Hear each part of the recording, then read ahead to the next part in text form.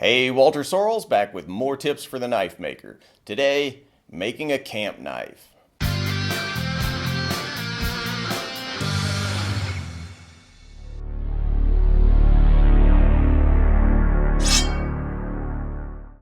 So, what is a camp knife? It's basically a knife that can't decide what it wants to be. A jack of all trades, master of none, that can do jobs in Spartan and extreme conditions. You want a camp knife to be capable of doing a wide range of things, from fire prep, wood splitting, jobs that take a really beefy knife, to more fine jobs like filleting a trout. Now, the reality is that no knife can be good at all of that. And that's okay. The camp knife is not about being the best knife. It's about being there when you need it. So, this is just one example of a way to make a camp knife, and there's really no single way to do it. Because no matter how you make a camp knife, it's always going to have significant drawbacks. If you're military or deep woods camper and every ounce you carry is an issue, maybe you want to make it a little thinner. If you're in law enforcement, maybe a park ranger, search and rescue, and you'll typically be working from a vehicle, an ATV, even a pack animal, hey, maybe you want something nice and beefy. Maybe you're a prepper and you want a blade for a bug out bag. Whatever. Point is, this is just a starting point. Adjust it to suit your situation.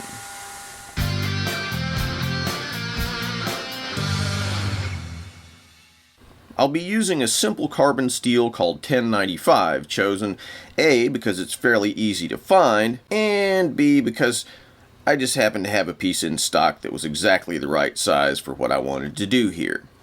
1050, 1075, 1084, 01, these are all reasonable choices for this kind of knife. All things being equal, I'd recommend going with 01 or 1084. Though it has some metallurgical drawbacks I won't get into here, 1095 works just fine though. Whatever you use, it must be a hardenable steel. Welding steel won't work, 303 stainless from the hobby shop won't work, has to be hardenable steel. I'll start by planning out how I want the knife to look. I'm using 3/16 by 1.5 inch stock. This is quite thick for a knife, but we're just trying to make an unsophisticated beast here. Weight and heft both increase its durability and its utility for chopping. You could even go 1/4 inch thick if you want.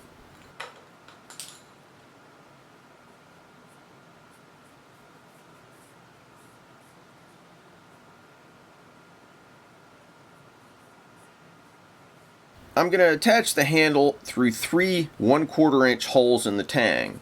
You could add a lanyard hole if you want. I'm using a spotting drill on my mill so that I can drill these very precisely. If you want really precise holes, spot the holes with a short spotting drill or stub drill, then move on to a longer drill. But you don't have to do it like a machinist. You can use a standard drill press or even a hand drill. Note that I've drilled these holes before profiling the blade because setup in the vise is way easier while the blank is still square.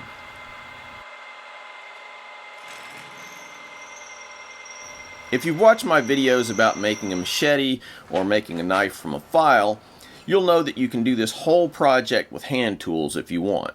Check those out here if you want to review how that works. However you do it, the next step will be to remove all excess material from the perimeter of the blade shape. The general rule of machining is never grind it if you can cut it. So you can do this with a hacksaw if you want, or you can use an angle grinder.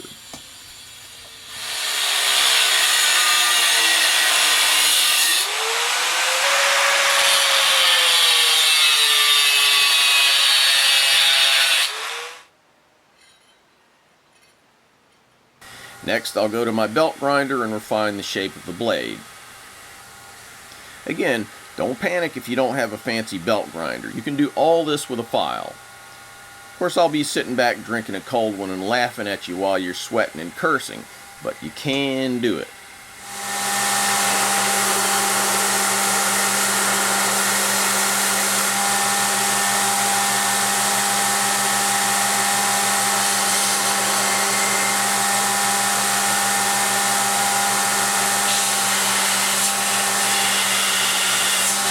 So, Anyway, here's the final result. A very crude, simplistic, might I even say unattractive shape, but despite all that, a very serviceable design. Next, I'll grind the bevels into the blade.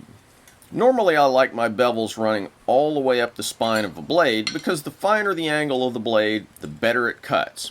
But here we're all about the beef, so I'll be doing relatively short bevels. These lines are just a very rough guide for me as I'm grinding. I'll also use this little scoring gizmo to scribe a pair of lines down the edge of the knife, which will serve as guides for my grind. I want everything symmetrical, so this will help me grind evenly both from side to side and from end to end of the blade. Symmetry is not only a sign of good craftsmanship, it also makes the knife less likely to warp during heat treatment. Now I'm grinding away using a 40 grit ceramic belt. These belts are great for hogging off lots of material.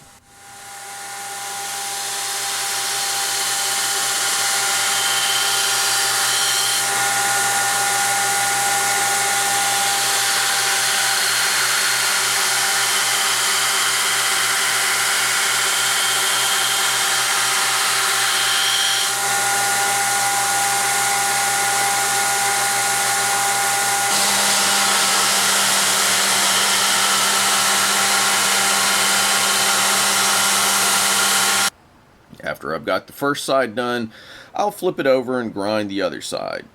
Here's the result.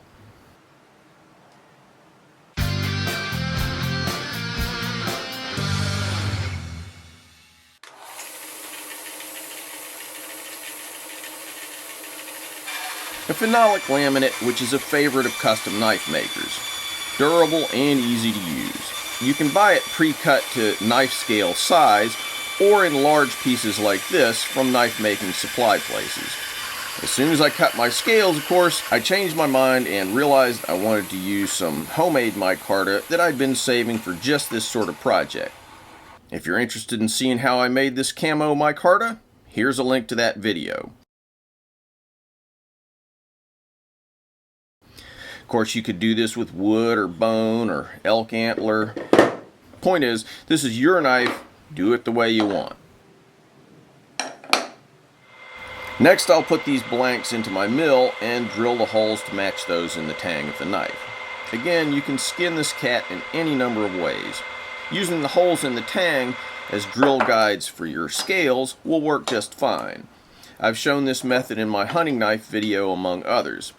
Because I have a DRO in my mill though, I can just drill them in exactly the same points as I drilled my steel, and everything will line up perfectly. Next, I'll align the holes and trace the shape, removing the excess on my bandsaw. This is just a rough guide, and I leave plenty of overhang to trim off later. Next, I'll draw a rough profile to the front edge of the scales. It's important to get the front edge to its final profile and finish before attaching your scales to the tang. If you try to do anything to the part of the scales that's adjacent to the blade after you've attached them, you're likely to end up scratching your blade. And there's no going back from it at that point. I'll use locator pins to mate them so they're perfectly symmetrical, then I'll grind the two scales to a gently radiused profile.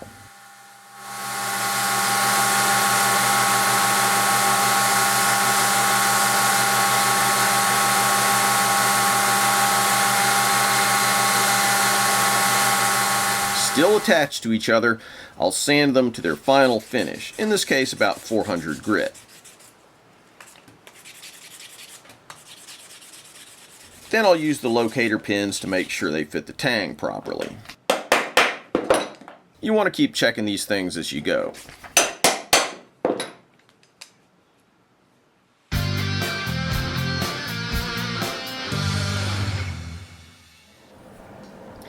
The process of hardening steel by heating and cooling in a prescribed manner is known as heat treating.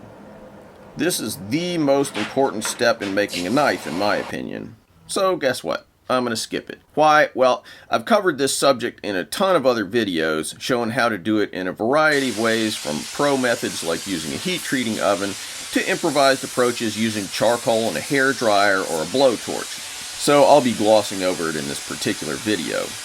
But basically what I'll do is heat the steel to about 1475 in my heat treating oven, then quench it in warm oil and temper twice at 450 for an hour each time. So let me break in here for just a second to talk about my blade making videos generally and what you should take away from them. You know, no one video is going to tell you everything that you need to know about making knives. I mean, that'd be ridiculous.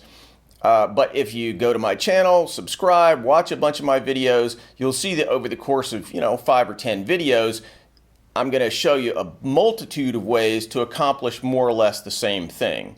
The reason for that, I know some of you guys have tons of metalwork experience, well-equipped shops, whatever, and some of you guys have none of that. So I'm trying to show you something different every time without repeating myself too much. Alright, that said, here's the blade straight out of the oil. I'll run a file along the steel. It should skate over the steel, showing that the blade has hardened properly. If it doesn't, it's do-over time because something didn't work. So it's on to the tempering oven.